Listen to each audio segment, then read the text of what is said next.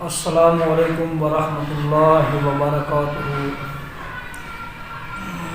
محترم دوستوں اور عزیزوں، اللہ تبارک و تعالیٰ کا یہ احسان عظیم ہے اور بہت بڑا انعام اور اس کی خصوصی توجہ اور مہربانی ہے کہ اللہ تبارک و تعالیٰ نے حلقہ بگوشان اسلام کے دائرے میں داخل ہونے والوں کو اور ایمان کی مٹھاس سے مستفید ہونے والوں کو کسی بھی موقع اور مقام پر انہیں اس حالت میں نہیں چھوڑا کہ وہ کسی ایسی ایکٹیویٹی یا کسی ایسی مصروفیت کی طرف متوجہ ہو جائیں یا کسی ایسے عمل میں مشغول ہو جائیں جو عمل، جو مصروفیت، جو مشغولیت، جو ایکٹیویٹی انہیں ان کے معبود حقیقی اور ان کی شریعت اور ان کے دین اور ان کے رہنما سے دور لے جائے، بلکہ اللہ تبارک و تعالی نے وہ تمام تقاضا جات جو کسی بھی انسان کی زندگی کے ساتھ وابستہ ہیں، ان تمام تقاضا جات کا اہتمام اور بندوبست کیا ہے اہل اسلام کے لیے اور اسلام کے ماننے والوں کے لیے۔ جس طرح کہ آپ گزشتہ کئی دنوں سے یہ سن رہے ہیں کہ ہمارے اسلام اور ہماری شریعت نے، جو کہ اللہ وحدہ لا شریک کی منتخب کردہ ہے اور اللہ وحدہ لا شریک کی طرف سے منزل شدہ ہے، اس شریعت میں انسان کے جو لوازمات ہیں، تمام لوازمات کے بارے میں اللہ تبارک و تعالیٰ نے اس کی رہنمائی کی ہے۔ زیادہ تر مسائل اور معاملات ایسے ہیں اور زیادہ تر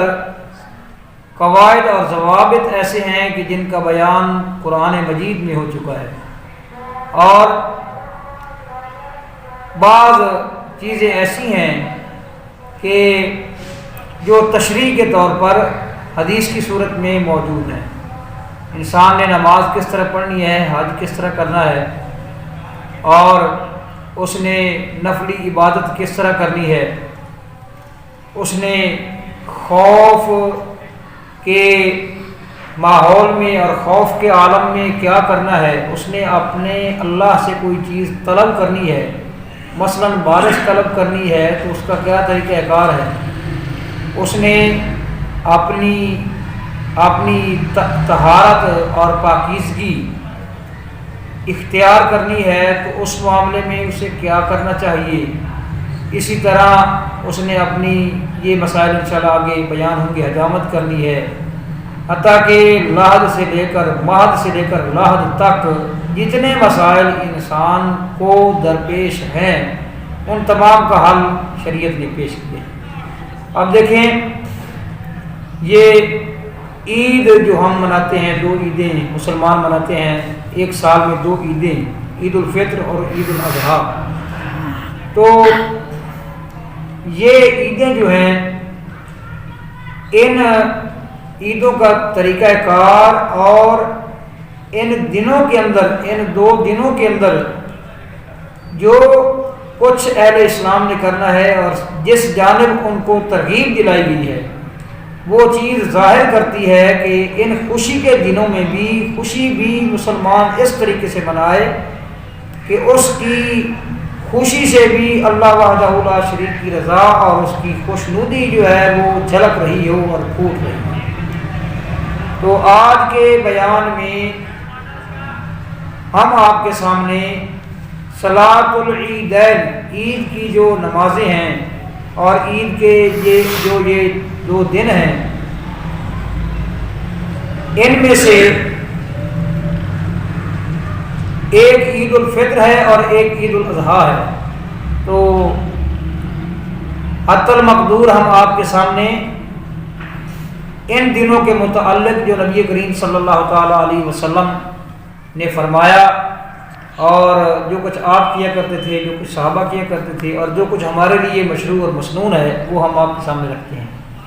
یہ حدیث بیان کی ہے حضرت مالک بن انس رضی اللہ تعالیٰ عنہ۔ انس بن مالک، ایک مالک بن انس ہیں اور ایک انس بن مالک ہیں۔ مالک بن انس جو ہیں وہ امام مالک رحمہ اللہ، جو کہ نبی کریم صلی اللہ تعالیٰ علیہ وسلم کے صحابہ کے دور کے بعد مسجد نبوی کے امام بنے اور انہوں نے کتاب لکھی المؤطا۔ اور انس بن مالک جو ہیں یہ نبی کریم صلی اللہ علیہ وسلم کے صحابی بھی ہیں اور آپ کے خادم بھی، 10 سال تک انہوں نے آپ علیہ السلام کی خدمت کی، اور یہ آپ علیہ السلام کے خالہ زاد بھائی بھی ہیں، ام سلیم کے بیٹے رضی اللہ عنہ۔ وہ عظیم عورت جن کا ذکر اور جن کے ایمان افروز واقعات کتب حدیث کے اندر موجود ہیں، ان کے بارے میں بیان انشاءاللہ بعد میں کبھی ہوگا۔ بہرحال یہ حضرت انس بن مالک ان کے بیٹے تھے۔ وہ کہتے ہیں کان لأہل الجاہلیۃ یومان فی کل سنۃ یلعبون فیہما، یہ جو زمانہ جہالت کے ساتھ تعلق رکھنے والے لوگ تھے، انہوں نے 2 دن ہر سال میں مقرر کر رکھے تھے، یلعبون فیہما، وہ ان کے اندر کھیلا کرتے تھے۔ فلما قادم النبی صلی اللہ تعالیٰ علیہ وسلم المدینہ تھا، تو جب اللہ کے نبی صلی اللہ تعالیٰ علیہ وسلم مدینہ میں آئے، قالا، تو آپ نے فرمایا کان لکم یومان تلعبون فیہما، آپ نے فرمایا اہل مدینہ کو کہ تمہارے لیے 2 دن تھے جن کے اندر تم کھیلا کودا کرتے تھے اور شغل کے کام کیا کرتے تھے۔ وقد ابدلکم اللہ بہما خیرا، اللہ تبارک و تعالیٰ نے ان 2 دنوں کے بدلے میں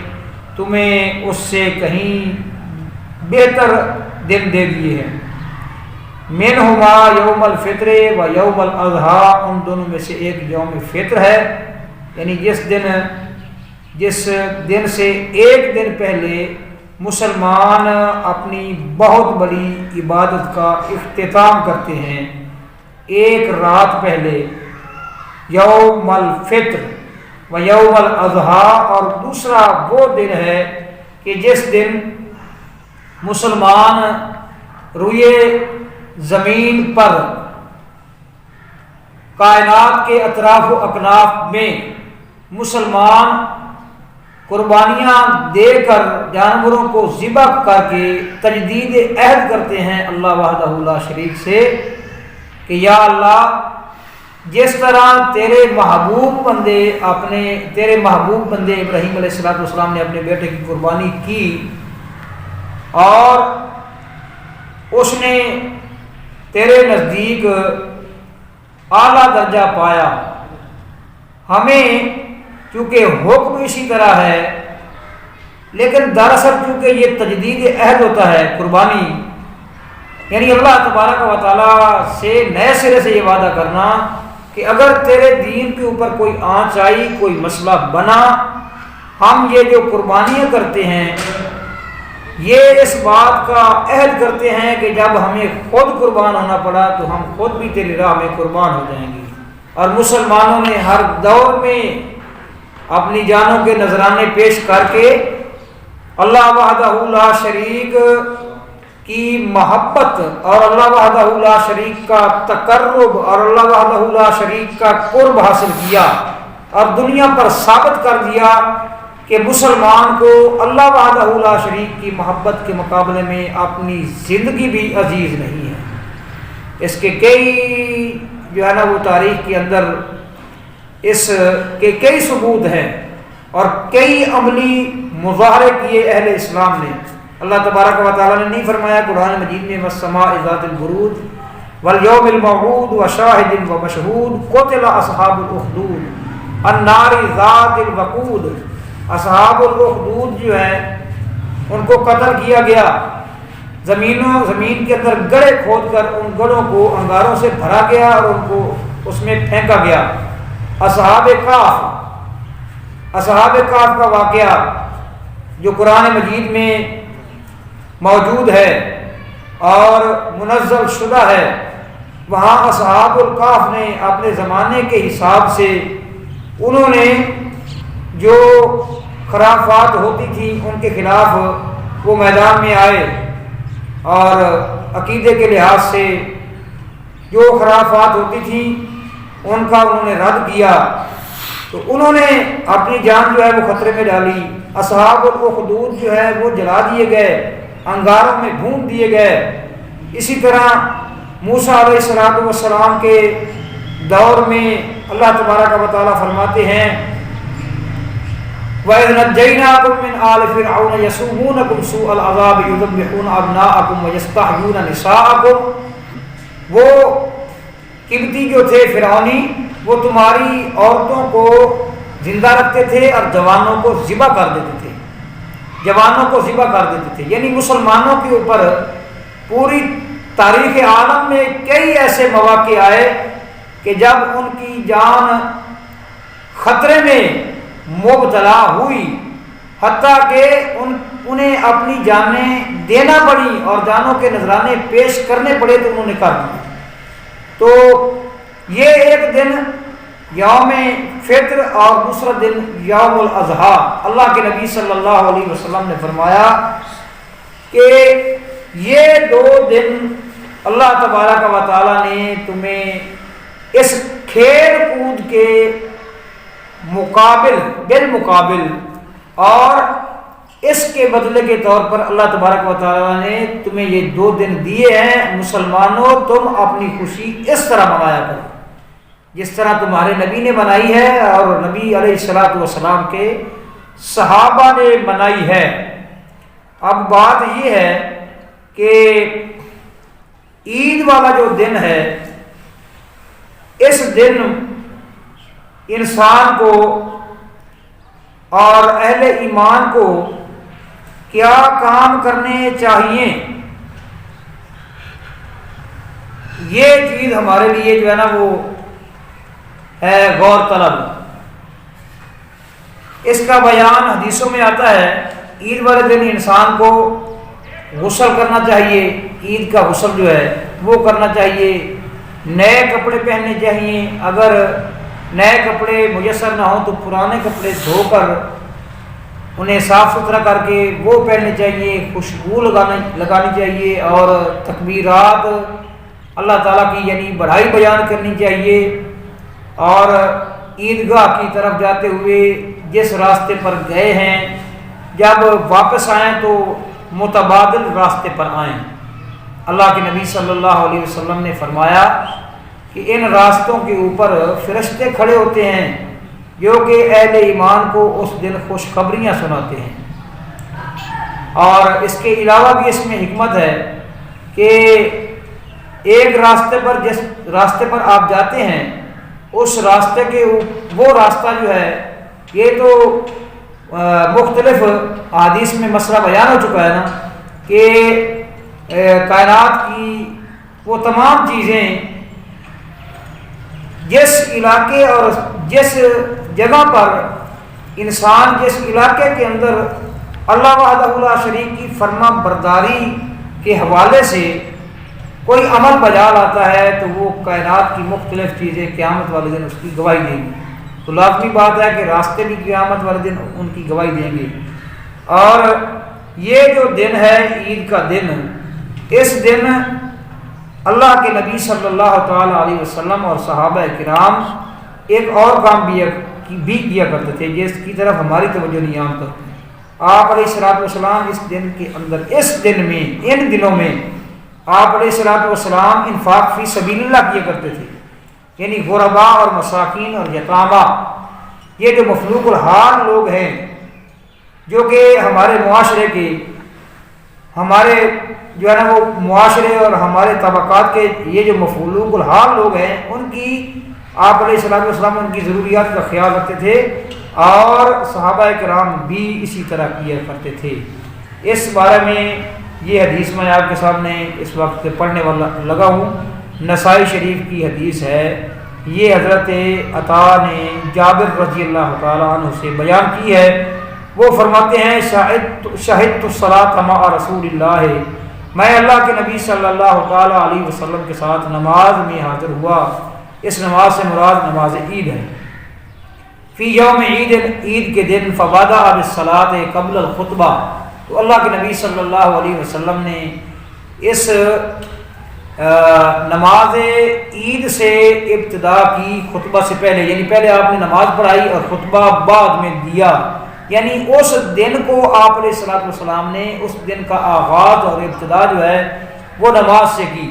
خطبہ سے پہلے آپ نے جماعت کرائی بغیر اذان ولا اقامت، بغیر کسی اذان کے اور اقامت کے، اقامت اور اذان کے بغیر آپ نے جماعت کرائی۔ کئی ایسی نمازیں ہیں جو اقامت اور اذان کے بغیر پڑھی جاتی ہیں،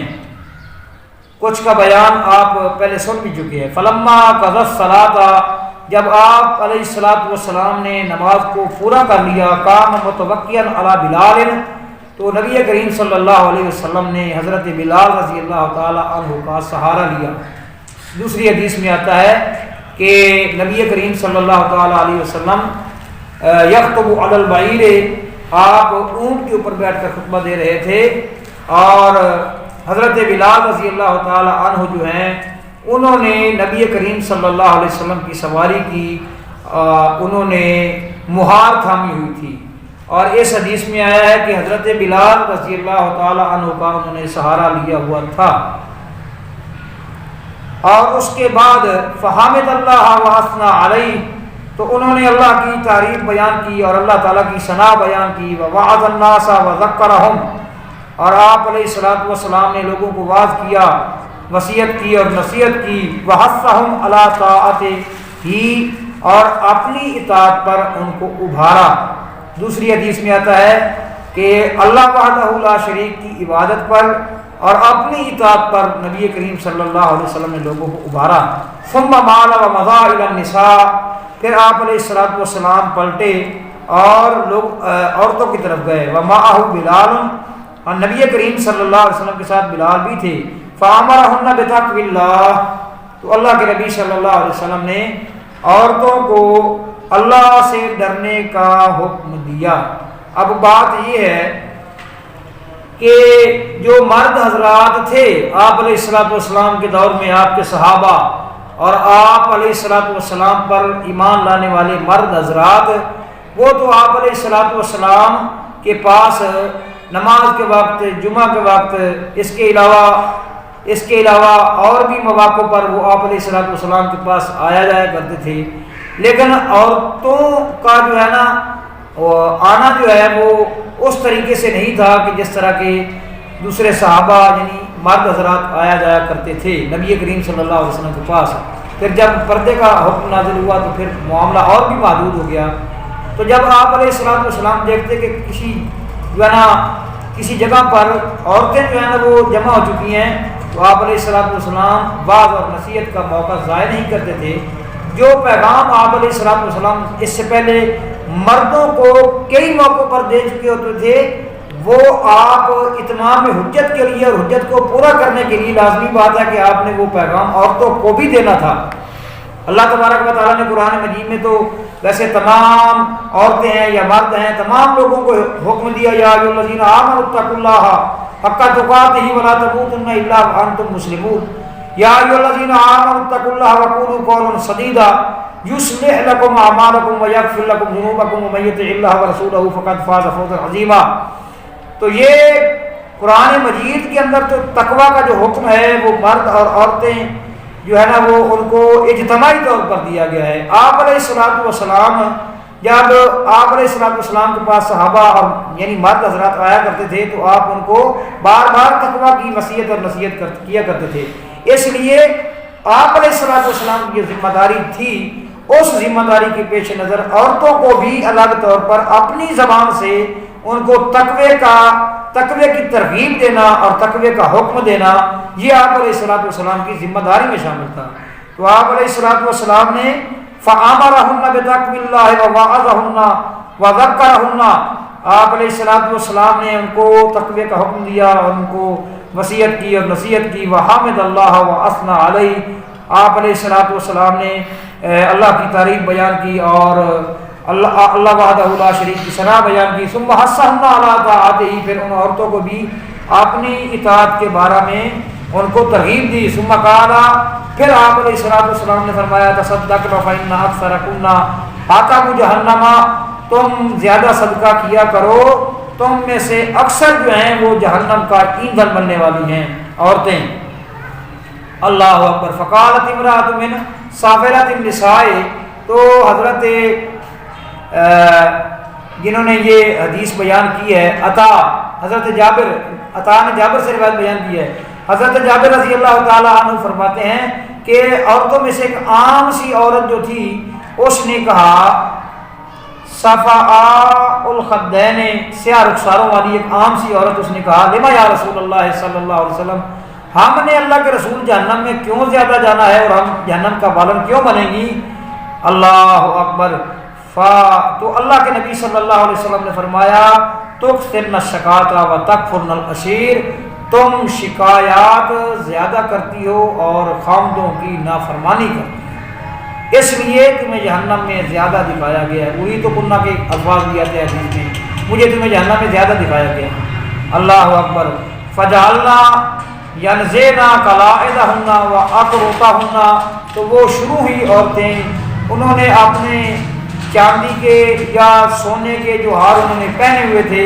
وہ انہوں نے اپنے وہ ہار اتارے اور اپنی بالیاں اتاری، وخواتیمہن، اور اپنی انگوٹھیاں اتاری، یقذفنہ فی ثوب بلال یتصدقن بہ، وہ ان کو ان زیورات کو حضرت بلال رضی اللہ تعالی عنہ کے کپڑے میں پھینک رہی تھی اور وہ ان زیورات کے ذریعے صدقہ کر رہی تھی۔ یعنی اللہ کے نبی صلی اللہ علیہ وسلم نے فرمایا نا صدقہ زیادہ کیا کرو، یہ صدقہ جو ہے جس طرح دنیا کی مصیبتوں کو ٹالتا ہے اسی طرح انسان کا جو اخروی انجام ہے اس انجام کو بھی تابناک بناتا ہے، روشن کرتا ہے۔ اس لیے صدقہ کیا کرو، کیونکہ تم سے یہ غلطیاں سرزاد ہوتی ہیں، تو اس کا صاف مطلب ہے کہ تم اگر صدقہ کرو گی تو اللہ تبارک و تعالیٰ تمہاری ان غلطیوں کو معاف کر دے گا۔ تو اس کا مطلب ہوا کہ عید والے دن غسل کرنا اور خوشبو لگانا، نئے کپڑے پہننا، تکبیریں جو ہے نا پڑھنا، اور اس کے علاوہ عید والے دن صدقہ،